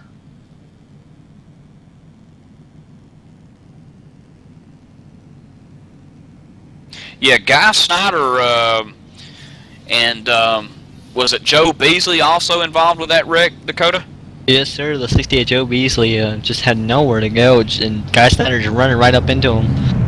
Yeah, we've got to get. We're going to get this back up for you race fans out there who love seeing these cars crash. As you see, the National Guard car here, that's Lanza, hit the wall right there, almost at the pace car. But here we go. 27 working that bottom lane there. You see Chad Cole go down below the apron. 27 car, Joe Beasley get into each other a little bit. And the rest is history. Watch that 27 machine go up, over, and down. Man, what a leg for that 27 of Guy Snyder, Dakota. Oh, and the guy who had turned a 20th place car into a top 10 run, R.C. Rigdon, had nowhere to go, and I just kind of heard a glimpse of his radio, and that ETV curse, he says.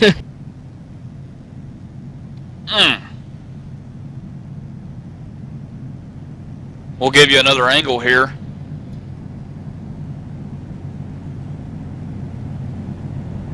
What I mean is we'll give you another angle as to who's going to win this thing.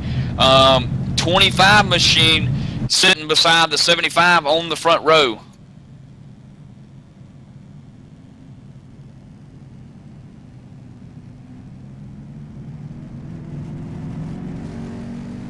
Here's a view. Here's where to go. Yeah, Dakota, look at this view of R.C. Rigdon right here. Joe Beasley right in front of him. Watch the 27 machine up. See all what's underneath that race car right there. Underneath. Wow. R.C. Rigdon, he might need to take a pit stop just to change his pants. Yeah, that's a big possibility. He might have to change more than that. And you know what, Dakota? We were just on the radio with him and talk about Jinx number 2. Yeah, and I mean, that's what he said on the radio too. It was really funny. He come right across and said that ETV curse. Man, I tell you, Dakota, tough break for R.C. Rigdon. That lime green Chevrolet, nonetheless, damaged from the wreck with Guy Snyder, Joe Beasley, and but the root of that incident coming from Chad Cole. Not really Chad Cole's fault. He was down below under the apron, but everybody kind of gets a little nervous and squiggly as they try to avoid accidents. You're going to wonder now, how is Chad Cole going to come back through and prevent Landon Huffman from winning this race? A good guess would be he's not, but anything can happen here at Atlanta. Landon Huffman could actually get loose and do the same thing Chad did. So who knows what's going to happen. It's really exciting here with Real Sim Racing. As I said before the start of the race, anything can happen. Pace lights off. The pace car. Josh? Sorry. You enjoying the race so far with us tonight? I am. I tell you what, you got a favorite here that you're looking at winning? Is there a sleeper in the mix, if you will, of Steve Ritter, Cale Drives back? Anybody you got in mind? Well, I was actually rooting for Chad Cole, but Chad Schilling's looking pretty good too. I'm gonna be rooting for him. I tell you what, if he can have just a little bit better restart this time, he may have that 75's number. Yeah, if he can just get a little peek of that draft and pull up on him, getting down to the end here, so he might be able to just slingshot around him just enough to get it. So I got two against me, Dakota. You guys both pulling for Chad Cole. Josh, though, pulling for Chad Schilling just a little bit there. But I'm still rooting for that 16 machine of Steve Ritter. He's on the outside. Pace car, lights off. He's going to be making that famous left-handed turn here, Dakota, at Atlanta. 10 to go at the line. Actually, Michael, I got to go with the ETV curse, so I'm pulling for RJ Williams. Well, if R.J. Williams is going to do this thing, he's going to have to do it from third spot. 16, Steve Ritter giving 25, Chad Schilling a little nudge going into one here.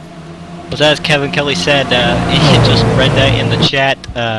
Pull those belts tight one more time, boys, and this is going to be interesting, and that's for sure. When Landon Huffman crosses the Atlanta start-finish line this time by, there'll be 9 to go. 17 of Chad Cole trying to hang on. That's 21 in the second spot. Down low, 25 Chad Schilling up high. Coming out of the line, 9 to go, Dakota. And watching, trying to look back here for Chad Cole. Where is it? What's he doing? Is he trying to come back up to the front? He is underneath Chad Schilling in a 25. He is moving towards the front. He's up to 4th position, looking for, I believe, 3rd position or 2nd position up here. He's got Chad Schilling above him and R.J. Williams ahead of him, running that Huffman Racing Chevrolet there. Chad Cole is fast, but I don't think he has enough laps to actually make it up to the front now. I mean, in the closing laps, we have 8 laps to go, and he's still got to work through a whole 2 cars. I mean, he cannot get around Chad Schilling yet. We see him almost making the pass, but not quite there off of turn number 2. Just the laps maybe winding down here.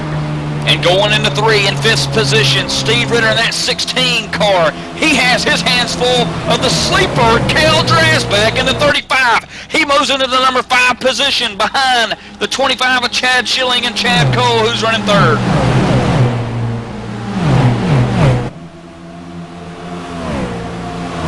Dwayne Vincent, remember us talking about him running over the wall, having a little bit of trouble, being showed 7th position last time he crossed the line, so Dwayne Vincent moving up through the field. And he puts that raceskins.com Chevrolet up high, then brings it back down low behind Steve Ritter. Steve Ritter trying to put the move back on the 35. Meanwhile, Chad Schilling still stuck on the high side as the 1, 2, and 3 wide into 1 here. Steve Ritter underneath the 35 touches him, and he's around. Ooh, huge wreck. Oh, man. That looked painful.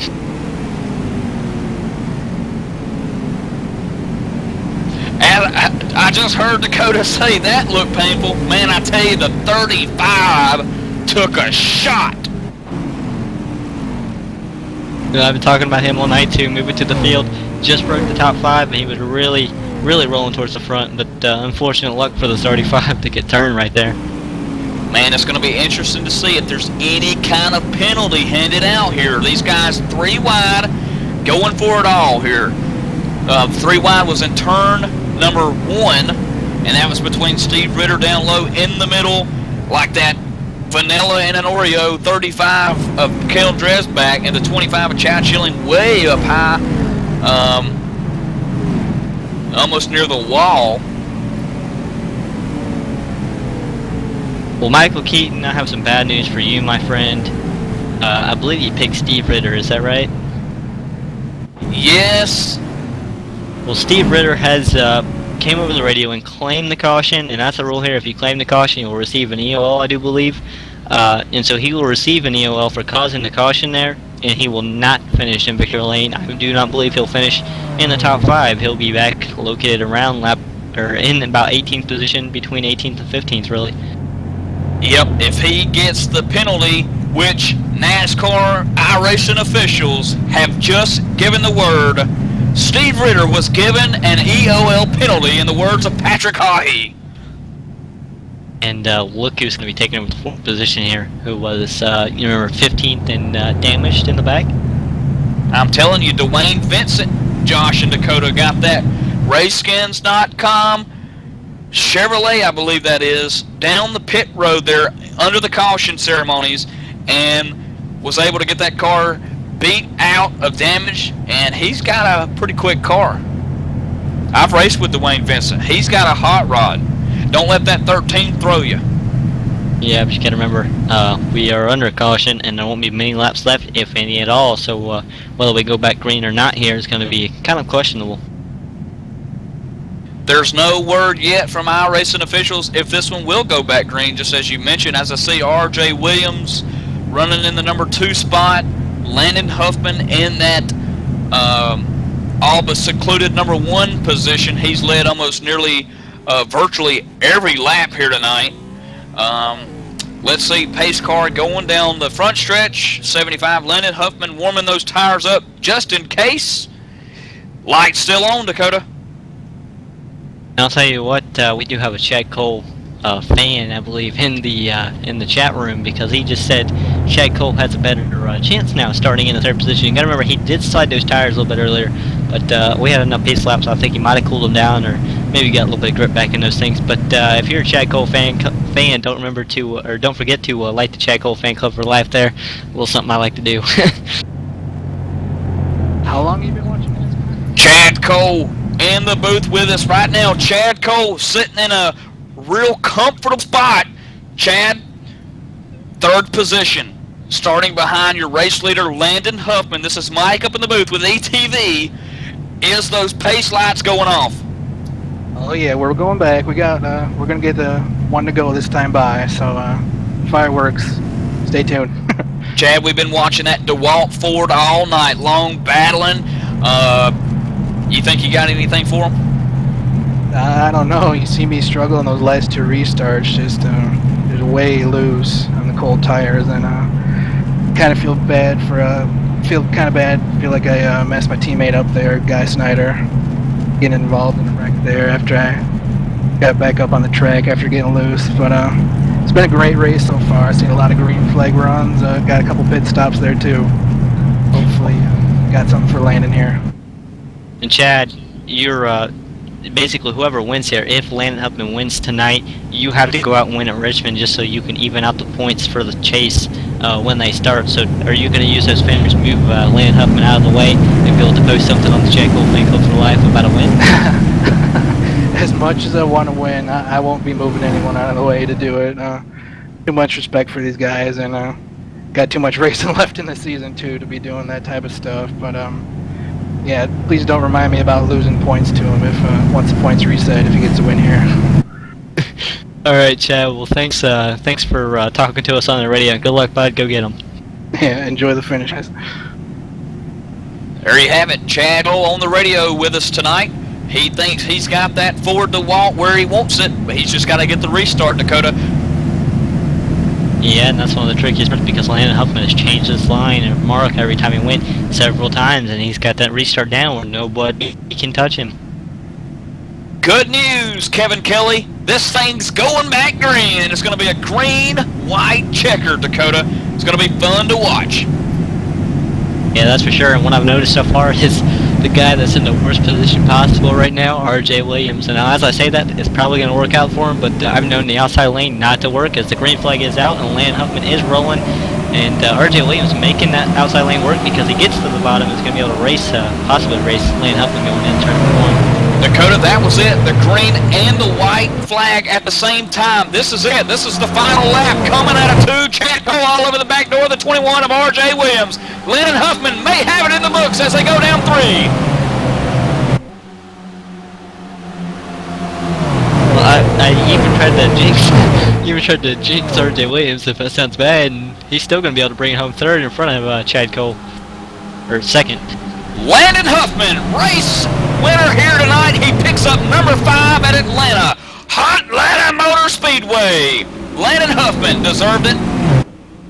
You remember how those points are going to be affected now unless Chad Cole wins next week at Richmond. So the points battle really close right now, and Chad Cole bringing home 3rd place, and don't forget also R.J. Williams bringing home 2nd. And he is in, and he will be, I believe, starting, or he'll be 4th in points when the chase starts. So I mean, finishes like this really are going to help him. And how about luck paying off for the number 10 crew? John Abbott finishing 4th spot tonight. Man, I tell you, finally got the break that John deserved. Good finish for him tonight, finishing top 5. Dwayne Vincent, also top 5 finish for him in the 13 car. He's come back from a big-time wreck earlier. He got a lot of damage, got it fixed. Shows that the crew was out to work, and getting towards victory lane tonight in top 5 is really close.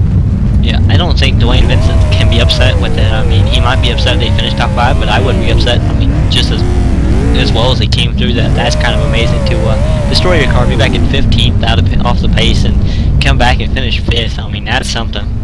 19 out of the 35 drivers here tonight finishing on the lead lap. Just to take you through 6 through 10 here, Jimmy North finishing 6th, Ronnie Potts coming in 7th spot, Adam Roberts. Man, I tell you, all the way from 33rd, 1 lap down at 1 point, Dakota, finishing 8th, and the Navy Nuke, Eric Arnold. Man, how about that? Getting 9th spot. Good finish for him. Glenn Campbell finishing 10th. Dakota, I tell you, Atlanta. Yeah, remember Eric had a little bit of damage, and look who finished, let's look here, about 18th position. Who picked the number 16 to finish, I believe, in victory lane? Well, I tell you what, iRacing come down and hammered old Ritter, and but he caught it. 3 wide incident there into 2. Didn't quite work. Steve couldn't get on the brakes just in time, and got into Kyle Drive's back, and I think Schilling was way up high. But nonetheless, Steve Ritter, 18th spot. Yeah, an interesting race all around, but Landon Huffman getting away with the victory tonight. But we're going to step away to commercial. We'll be right back with our victors from tonight.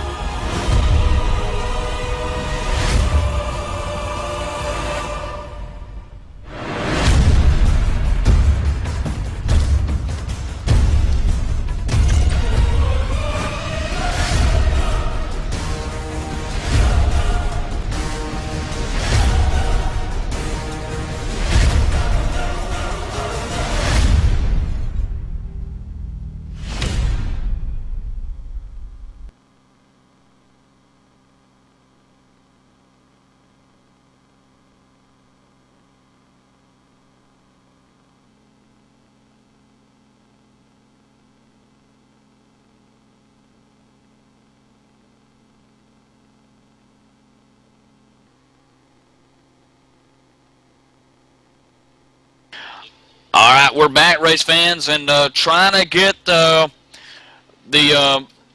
top 4 here in the booth with us tonight. 4th spot belonging to John Abbott, as we mentioned. And tell you what, John Abbott, wow, finally got some luck here at Atlanta Motor Speedway. What better track, John, to do it here than the mile and a halfer?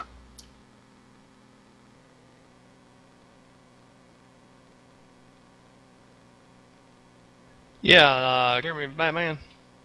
Yeah, we got you now, John. Yeah, where did I finish? I was so caught up in that the race tonight, I wasn't even sure. I was saying that, man, I tell you, luck finally paying off here for you at Atlanta Motor Speedway, finishing 4th, top 5. Nice job getting that number 10 car in a semi-podium fashion, 4th spot. Yeah, I know. It's been a tough go of it here lately. It seems like I think I've had 3. Let's see, my internet crashed at Watkins Glen, and I was P4. Thought I was going to have a good finish, and then had some bad luck here. I think I've been in the top 3 a few times. I had some bad luck at the end, and I was telling Jimmy North I just wanted to finish the race tonight. It's been a while since I've finished one here lately.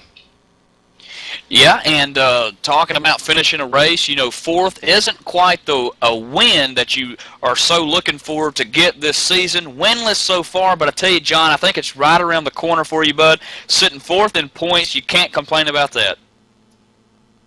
Yeah, I'm really been wanting to get a win this year, and I'm very disappointed. It's a tough. Says a lot about who's racing in this series. It's a tough series, and if you win one, you've really done something. Been fighting hard for a win. Going to try to get one. That's my goal. Get a win and try to get some momentum in the chase. Next week we go to Richmond under the lights. Any kind of 160 laps under the lights at Richmond next week. Race 26, edging closer and closer to that chase, John. You got any kind of gut feeling about how that number 10 car going to run at Richmond? Yeah, I like Richmond. You really gotta watch over driving. The corners, especially in 4, and if you can. Of course, the key is, staying out of trouble. But you can have some long green flag runs there, kind of like we had tonight. So feel pretty good about it going in there. I like Richmond.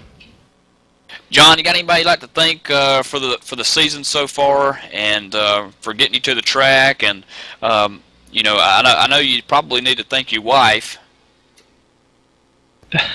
yeah, she's telling me to be quiet right now. My little man's trying to go to sleep, but no, I want to thank you guys at ETV for the job you do. Y'all do a fantastic job. Sorry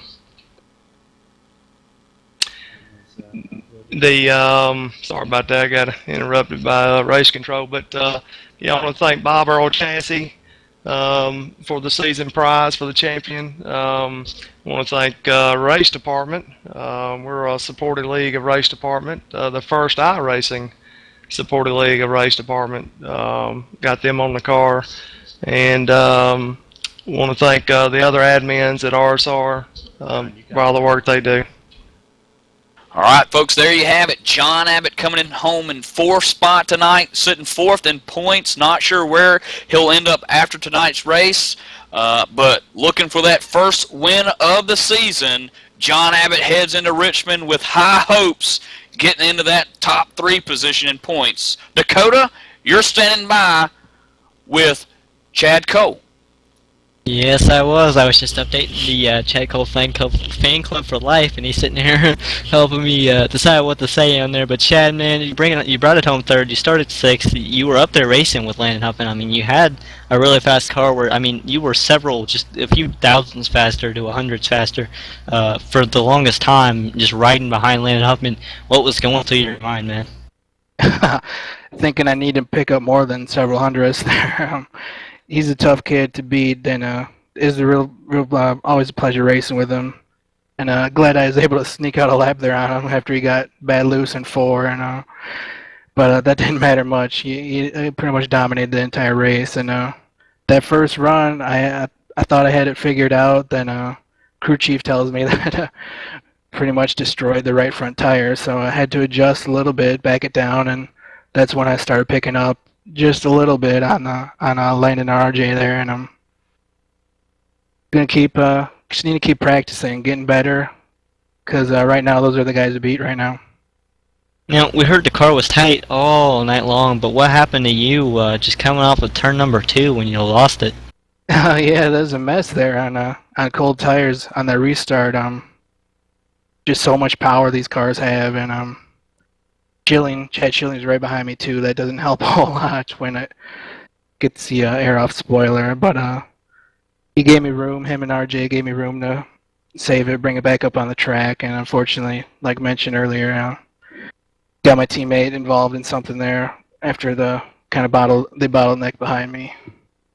When we talked to you in the car, you said not to remind you about the points. Well, we gotta remind you about the points because it's the big topic. Landon Huffman right now has about a 10-point lead, I believe, if that's correct, going into the chase every year right now. I think it's 3. I think we all had 4 wins going into tonight, so I don't know, unless they have a little bit different point system than NASCAR has. I hope they don't, though. I don't want to make up more points than I need to. And yeah, Richmond, going into Richmond too, he dominated again last when we were there earlier. Got into some trouble, and I was able to sneak the win in there. But he's going to be there every week. Well, Chad, who makes it happen for you, bud? Gotta thank Greg and Pat up in the race control room for having to put up with us clowns, and the rest of the admins at RSR, ETV for doing an awesome job, just awesome job on the broadcasts, and Bob Earl Race Chassis too for the season-long prize. Alright, well there you have it from your third place finisher. We're going to toss it on down pit road to Michael Keaton, who's standing by with RJ Williams. That's right, R.J. Williams. I tell you, hunting for that 4th win of the season. Couldn't quite find it here tonight at Atlanta, but tell us about how close the competition was in tonight's race. Well, it was a good race. Best race I think I've been a part of in this league so far. A lot of green flag. Enjoyed the pit stops there.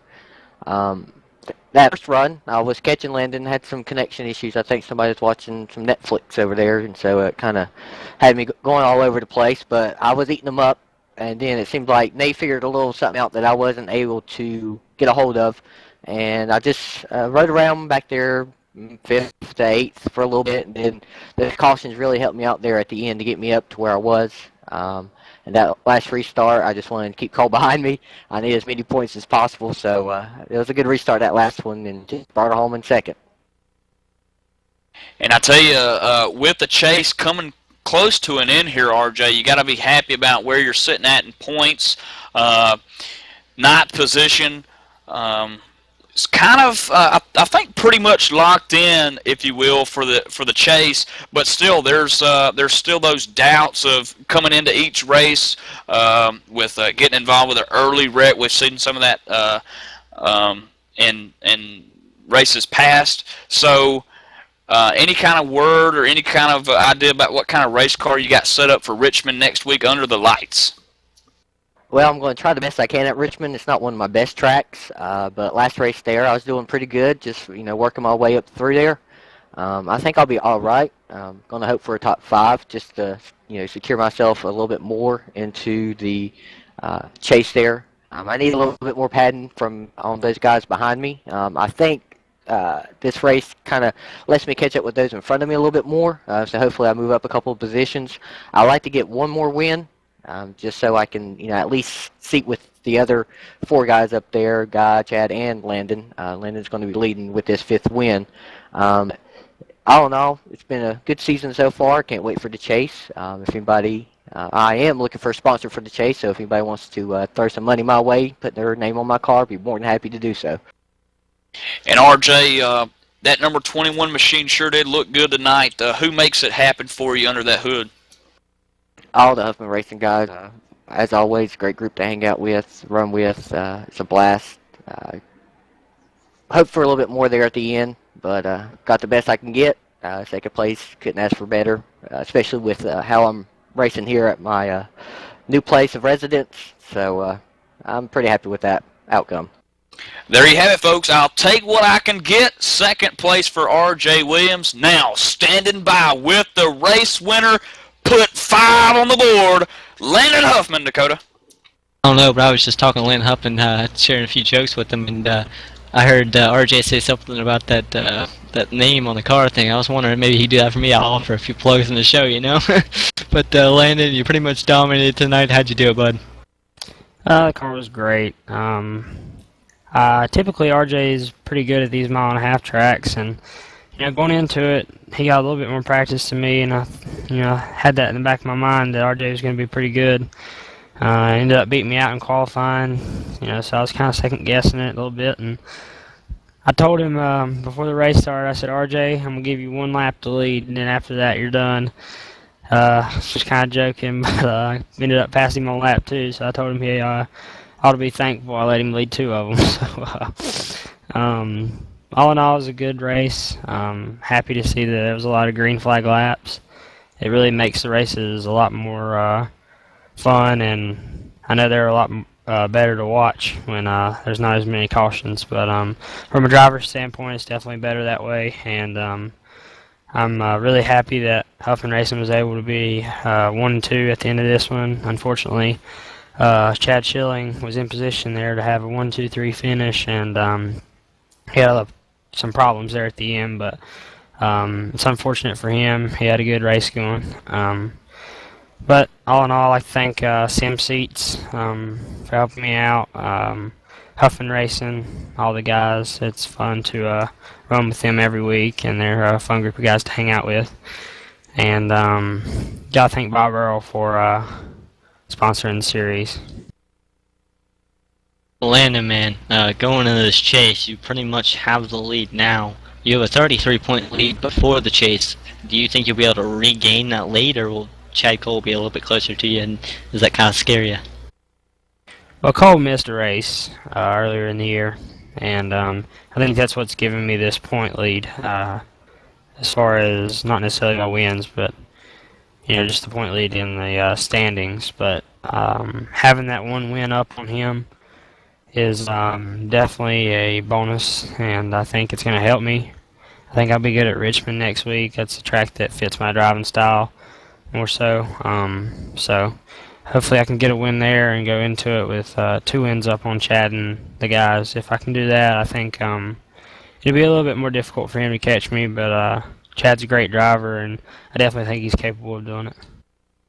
All right, well, thank you, Landon, and we'll see you next week at Richmond. But we're going to throw it up to the booth with Michael Keaton.